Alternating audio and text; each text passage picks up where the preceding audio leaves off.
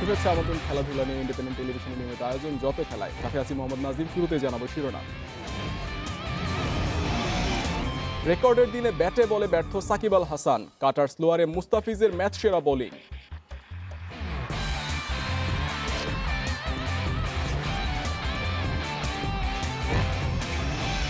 Covid protocol নিয়ে কাজ করছে সিসিডিএম, উইন্ডোজ সিরিজের পর স্থগিত বিপিএল শুরুর পরিকল্পনা।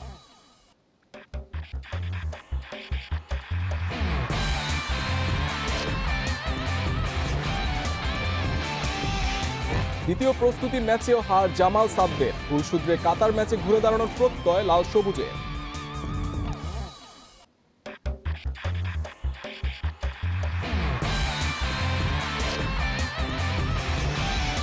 শেষ হয়েছে জুনিয়র অ্যাথলেটিক্স, অব্যবস্থাপনার অভিযোগ কর্তাদের, আয়োজন সফল দাবি ফেডারেশনে।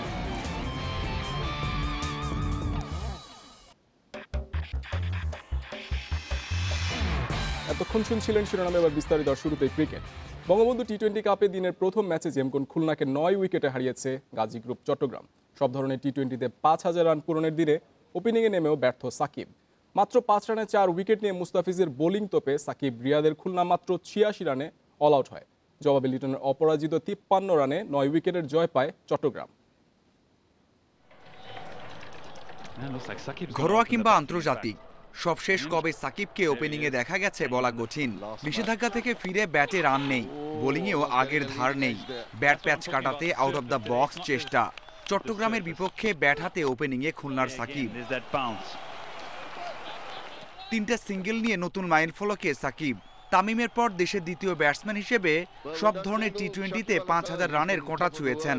বিশ্ব ক্রিকেটে ড্রয়েন ব্রাভো, আন্দ্রে রাসেলের পর তৃতীয় অলরাউন্ডার হিসেবে 5000 রান ও 300 উইকেটের মালিক হয়েছেন। অথচ এমন রেকর্ডের দিনেও অস্বস্তি কাটেনি বিশ্বসেরা অলরাউন্ডারের।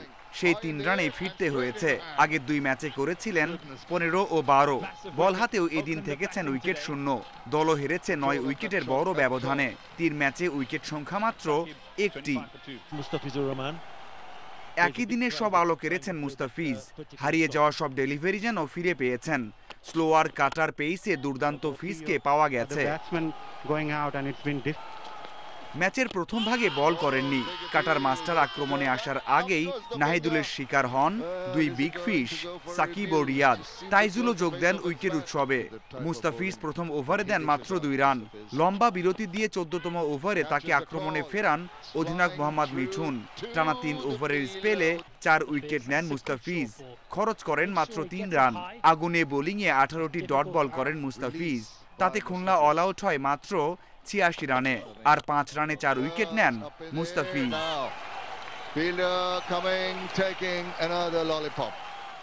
এবং মুস্তাফিজের যে রোল ছিল সেটা মুস্তাফিজ এক্সিকিউট করেছে পারফেক্টলি আমার মনে হয়। এবং শুধু মুস্তাফিজ না, হিরুল না, মাঝখানে মোসাদ্দেক, শরীফুল যে ওভারগুলো করেছে, সমুর একটা ওভার, সব মানে ওভারঅল একটা ভালো বোলিং ছিল।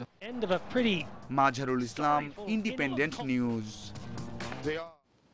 এদিকে তামিম ইকবালের ক্যাপ্টেন্স নকে প্রথম জয় পেয়েছে ফরচুন বরিশাল। দুর্দান্ত ফর্মে থাকা মিনিস্টার গ্রুপ রাজশাহীকে হারিয়েছে 5 উইকেটে। 133 রানের টার্গেট তামিম ইমনের ব্যাটিংয়ে সহজে টপকে যায় বরিশাল। টস জিতে শান্তর দলকে ব্যাটিংয়ে পাঠান তামিম। বোলাররা অধিনায়কের সিদ্ধান্তের সঠিক ব্যবহার করেছেন। শিশির কাজে লাগিয়ে ব্যাটসম্যানদের চেপে ধরেছেন 2 ওপেনার শান্ত ও আনিসুল ইমন 24 করে আউট হন। রনি আশরাফুল সোহানও ব্যর্থ হয়েছেন। শেষ দিকে মেহেদির 34 আর ফজলে রাব্বির 31 রানে লড়াইয়ের পুঁজি পায় রাজশাহী। 4 উইকেট নিয়েছেন কামরুল ইসলাম রাব্বি। টার্গেটে নেমে দ্রুত ফেরেন মিরাজ। তবে তামিম ইমনের 61 রানের জুটি জয়ের ভিত গড়ে দেয়। ইমন 23 করে আউট হলেও 50 তুলে নেন তামিম। আফিফ ইরফান দ্রুত ফিরলেও জয় নিয়ে মাঠ ছাড়েন তামিম। অপরাজিত থাকেন 61 বলে 77 রান করে। কয়েকদিন আগে BCB cricket operations chairman Akram Khan বলেছিলেন ঢাকা প্রিমিয়ার লিগের চলতি মৌসুমের বাকি অংশ আয়োজন অসম্ভব। কিন্তু লিগের আয়োজক সিসিডিএম চেয়ারম্যান কাজী ইনাম আহমেদ এখনও হাল ছাড়ছেন না। বলেছেন জানুয়ারিতে উইন্ডিজ সিরিজের পর লিগের বাকি অংশ আয়োজনের পরিকল্পনা তাদের। ঘরোয়ার পাশাপাশি চলছে আন্তর্জাতিক ক্রিকেটের প্রস্তুতিও। সুরক্ষা বলয় ও অন্যান্য প্রস্তুতি পর্যবেক্ষণ করতে ঢাকায় পৌঁছেছেন উইন্ডিজ ক্রিকেটের 2 কর্মকর্তা। প্রেসিডেন্ট কাপের পর টি-20 আসর, ঘরোয়া আয়োজনের মাঝেই পাওয়া যাচ্ছে আন্তর্জাতিক ক্রিকেটের বার্তা। উইন্ডিজ সিরিজের আগে বিসিবির সামনে চ্যালেঞ্জ সুরক্ষা বলয় নিশ্চিতের।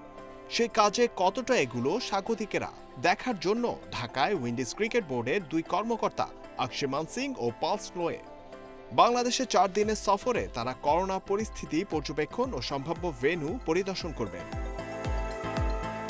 শুধু আন্তর্জাতিক ক্রিকেট নয়, সুরক্ষা বলয়ের উপর নির্ভর করছে ঢাকা প্রিমিয়ার লিগের ভাগ্য। 2 টুর্নামেন্টের অক্ষত সুরক্ষা বলয় এবার স্বপ্ন দেখাচ্ছে আরো বড় কিছু। প্রথম রাউন্ডের পর থমকে যাওয়া ঢাকা প্রিমিয়ার লিগ শেষ করতে চায় সিসিডিএম। সেক্ষেত্রে বড় পরিসরে বড় ভূমিকা নিতে হবে ক্লাবগুলোকে। সেই মহাযজ্ঞ কিভাবে সম্পন্ন হবে, ক্লাব সহ সংশ্লিষ্ট সব পক্ষের সাথে আলোচনা চালিয়ে যাচ্ছে CCDM. Bio bubble bio security maintain করে তাদেরকে সোনাকে রেখে করতে পারছি। সো যেহেতু যখন আমাদের ঢাকা প্রিমিয়ার লিগ হবে সেখানে 12টা টিম হবে, কি কি অপশনস চিন্তা করা যায় এটা নিয়ে আমার অলরেডি অন্যান্য বোর্ড ডিরেক্টরদের সাথে আলাপ হয়েছে। তবে উইন্ডিজ সিরিজ বিবেচনায় রাখলে জানুয়ারিতে ডিপিএল এর সম্ভাবনা নেই বললেই চলে। সিরিজ শেষে অসমাপ্ত লিগ শুরু হলে 1 বছরে 2 ডিপিএল আয়োজনের চ্যালেঞ্জ নিতে চায় সিসিডিএম। এই সিজনের মধ্যে কিন্তু আমাদের এটা করতে হবে। আনফরচুনেটলি গত সিজনেরটা আমরা চেষ্টা করছিলাম যে আরো আগে করা যায় নাকি, but in the next few months এটা নিয়ে আমরা আবার আলাপ করে will keep communicating to the clubs and the players. DPL এর দ্বিতীয় পর্ব শুরুর আগে বোর্ডের অপেক্ষা বিজ্ঞানের আশীর্বাদের জন্য। এরই মধ্যে ভ্যাকসিন এসে গেলে সেটি কাজে লাগানো হবে সুরক্ষা বলয় তৈরির প্রক্রিয়ায়। জহিরুল ইসলাম, ইন্ডিপেন্ডেন্ট নিউজ, ঢাকা। এবার ফুটবলের খবর। কাতার ম্যাচের আগে দ্বিতীয় প্রস্তুতি ম্যাচেও হেরেছে বাংলাদেশ দল। লুসাইল স্পোর্টস ক্লাবের বিপক্ষে জামালদের হার 1-0 গোলে। প্রথমার্ধে গোছালো ফুটবল খেলতে পারেনি বাংলাদেশ, তার ফল দিতে হয়েছে 24 মিনিটে এগিয়ে যায় স্বাগতিক লুসাইল স্পোর্টস ক্লাব। লাল সবুজের রক্ষণের দুর্বলতা কাজে লাগিয়ে গোল করেন আব্দুল্লাহ রহমান মোসেদ। দ্বিতীয়ার্ধে সমতায় ফিরতে মরিয়া বেঙ্গল টাইগার্স, তবে পরিকল্পিত আক্রমণ করা যায়নি, সমতায় ফেরা যায়নি, হারতে হয়েছে 1 গোলের ব্যবধানে। ম্যাচের পরের দিন বিশ্রামে কাটাবেন ফুটবলাররা। ভুল ত্রুটি নিয়ে কাজ শুরু হবে একদিন পর। 2 প্রস্তুতি ম্যাচে হেরে ব্যাকফুটে থেকে মূল ম্যাচে নামবে জামাল সাদরা। 4 ডিসেম্বর বিশ্বকাপ বাছাইয়ে কাতারের বিপক্ষে লড়বে বাংলাদেশ।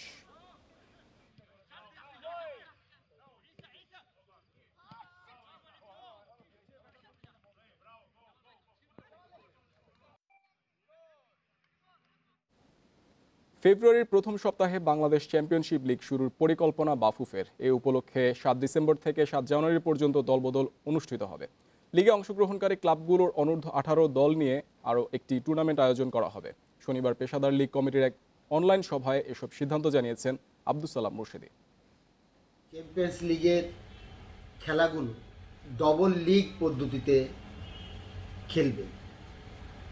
তাছাড়া আমাদের রেলিগেশনের যে সিদ্ধান্ত সেটি হলো এই বছর চ্যাম্পিয়নশিপ লিগে একটি দল চ্যাম্পিয়ন হয়ে তারা পেশাদার লিগে উন্নীত হবে।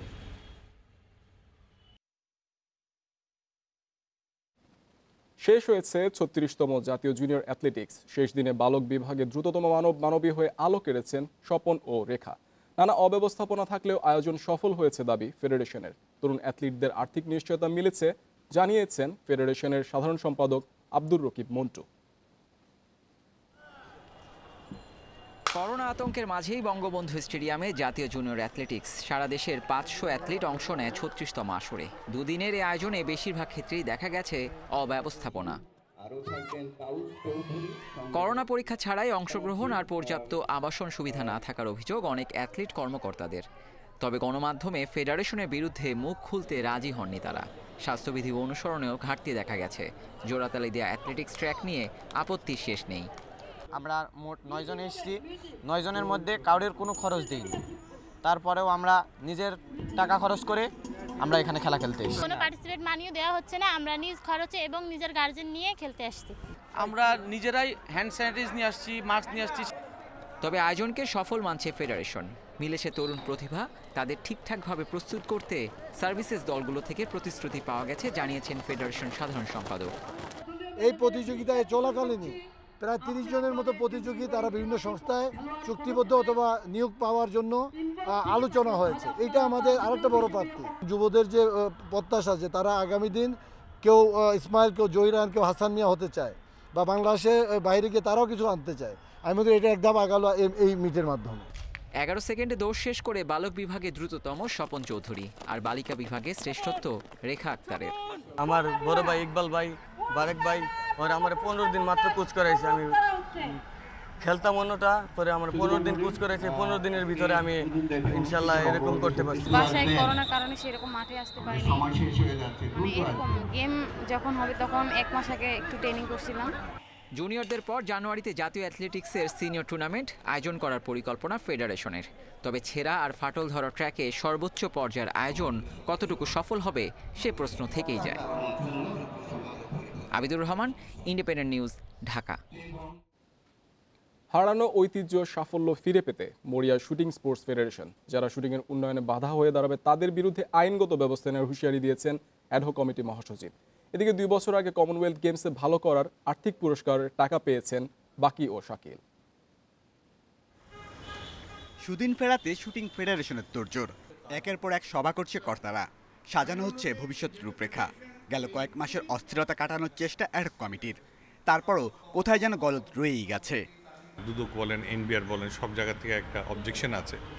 এটা সলভ করার হয়েও হচ্ছে না, কারণ এটার পিছে এখনও কিছু অদৃশ্য লোকজন এখনও এটার পিছে কাজ করছে, যে আমাদের শুটিং ফেডারেশনে কিভাবে, আমি বলবো যে কিভাবে ক্ষতি করা যায়, এখনও পিছিয়ে লেগে আছে। শুটারদের আত্মবিশ্বাস ফেরাতে মনোযোগী ফেডারেশন, পূর্বের দেয়া আর্থিক সহায়তার আশ্বাস পূরণ হচ্ছে।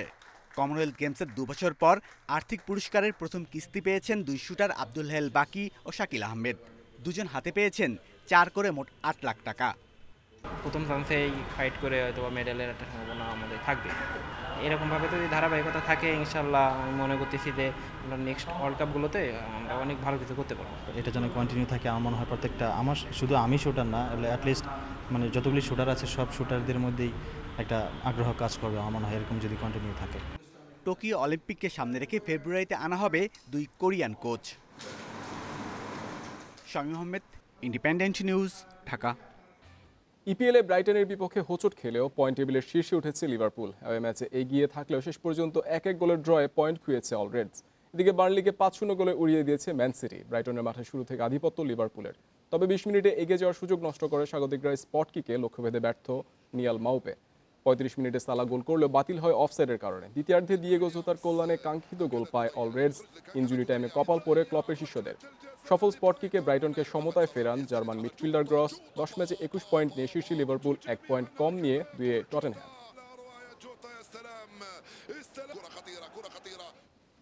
লা লিগায় রাতে মাঠে নামবে রিয়াল মাদ্রিদ। ঘরের মাঠে লস ব্লাঙ্কোদের প্রতিপক্ষ আলাভেস। ম্যাচ শুরু রাত 2টায়। মাদ্রিদ ডিফেন্সের স্তম্ভ সার্জিও রামোসকে পাওয়া যাবে না চোটের কারণে, ফিট হয়ে ওঠেননি করিম বেনজেমাও। রিয়াল সবশেষ ম্যাচ চ্যাম্পিয়ন্স লিগে ইন্টার মিলানের বিপক্ষে ছিল, সেই ম্যাচে জয় পেলেও লা লিগার শেষ 2 ম্যাচে জয়হীন জিদানের দল। আলাভেসের বিপক্ষে তাই জিততে মরিয়া তারা। এদিকে একই সময় ফ্রেঞ্চ লিগ 1-এ রাতে মাঠে নামবে পিএসজি। লিগের শেষ ম্যাচে মোনাকোর বিপক্ষে হারের অস্বস্তি আছে লা পারিসিয়ানদের। তবে চ্যাম্পিয়ন্স লিগে লাইপজিগের বিপক্ষে জিতে চনমনে নেইমাররা। টেবিল টপার পিএসজি মাঝারি মানের দল বোর্ডোর বিপক্ষে জিতে আত্মবিশ্বাসী।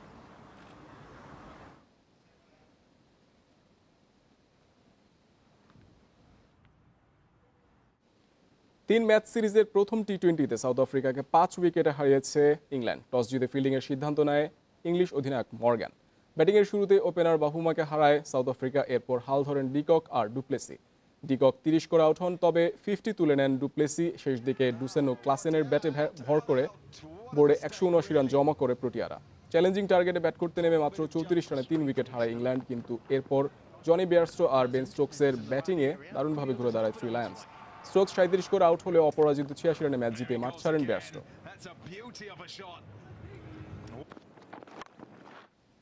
এই ছিল আজকের যত খেলায়। আমন্ত্রণ আমাদের পরের আয়োজন দেখার জন্য।